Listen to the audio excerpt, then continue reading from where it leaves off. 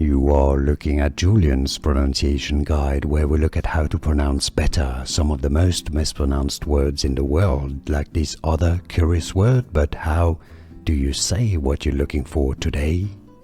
We are looking at how to pronounce this name, as well as how to say more interesting but often confusing names, including of famous places in the US and French names.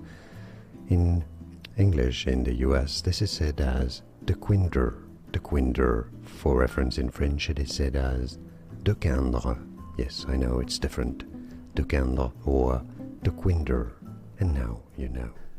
Here are more videos on how to pronounce more confusing words and names too many mispronounced. Like this video if you found it useful. I appreciate your support. I'll see you soon and thanks for watching.